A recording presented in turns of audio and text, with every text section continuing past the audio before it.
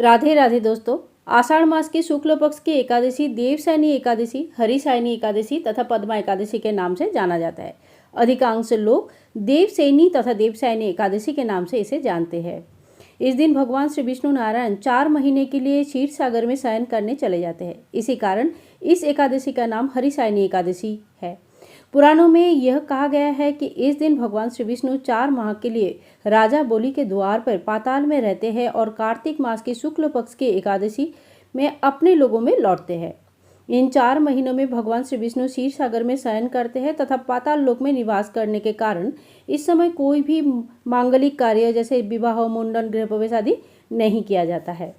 यद्यपि लगभग सभी एकादशी में भगवान श्री विष्णु नारायण की पूजा आराधना की जाती है, परंतु आज के दिन से भगवान शयन पे चले जाते हैं। शयन एकादशी के नाम से जाना जाता है, इसीलिए आज भगवान का विशेष पूजा अर्चना सेवा जरूर करनी चाहिए।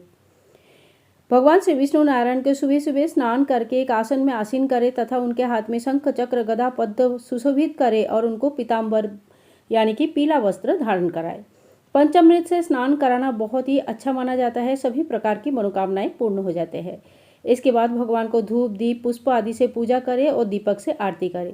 तांबूल तथा सुपारी यानी कि पान और सुपारी का भोग चढ़ाएं और साथ साथ में भगवान का एकादशी का व्रत कथा जरूर पढ़े। आज युधिष्ठिर ने श्री कृष्ण से पूछा, हे जनार्दन, आषाढ़ शुक्ल पक्ष के एकादशी का नाम क्या है?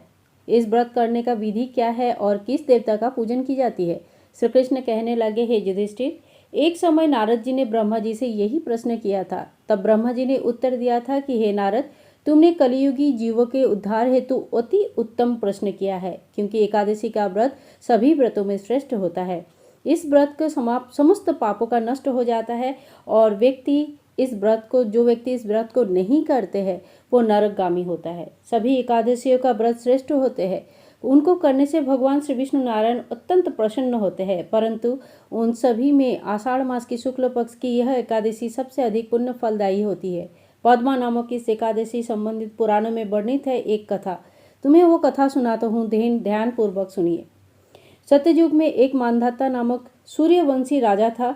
सत्यवादी और महान प्रतापी था। वह प्रजा को पुत्र की तरह पालन करता था और उसकी प्रजा में धन धान्य भरपूर था। कोई चीज़ की कोई कमी नहीं थी और सभी लोग बहुत सुखी थे। उसके राज्य में कभी अकाल नहीं पड़ता था, पर एक समय राजा के राज्य में 3 वर्ष तक कोई भी बारिश नहीं हुआ, यानी कि कोई वर्षा नहीं हुआ और अकाल पड़ गया। प्रजा अन्न की कमी के कारण अत्यंत कष्ट पाने लगे। अन्न के अभाव से हवन, यज्ञ आदि भी बंद हो गया।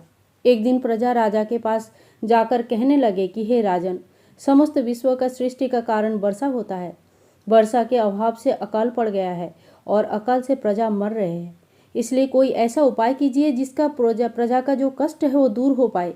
राजा मांधाता ने कहा, आप लोग ठीक कह रहे हैं। वर्षा ही अन्न का उत्पन्न करते हैं और आप लोग वर्षा ना होने के कारण अत्यंत दुखी है। मैं आप लोगों की दुख समझता हूँ।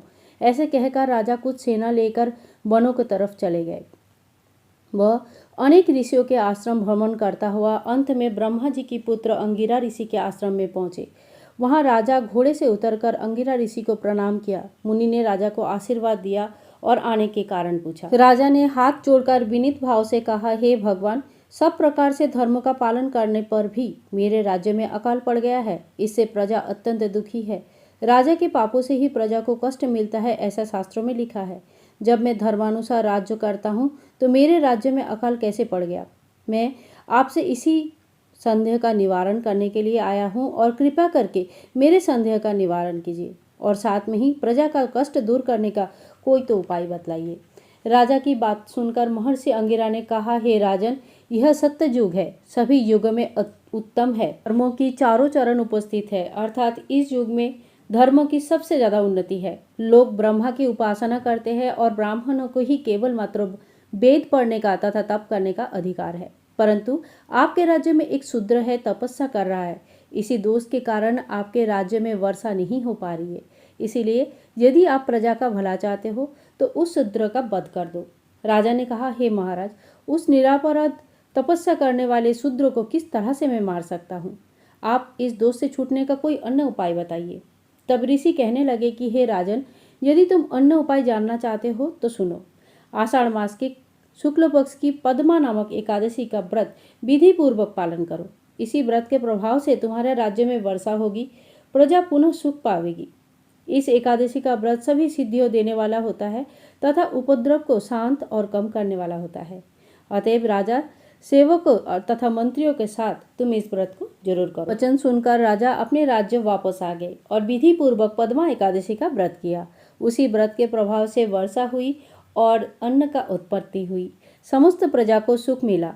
इस हरिशायनी एकादशी का व्रत मनुष्य को जरूर करना चाहिए, क्योंकि यह व्रत करने से यह लोक में सभी प्रकार का सुख की प्राप्ति होती है और परलोक में मुक्ति देने वाला है ये व्रत। देवशायनी तथा हरिशायनी एकादशी की व्रत कथा सुनना और सुनाना, पठन करना अत्यंत फलदायी होती है। इस कथा को पढ़ने मात्र से, सुनने मात्र से मनुष्य के सभी प्रकार का पाप नष्ट हो जाते हैं।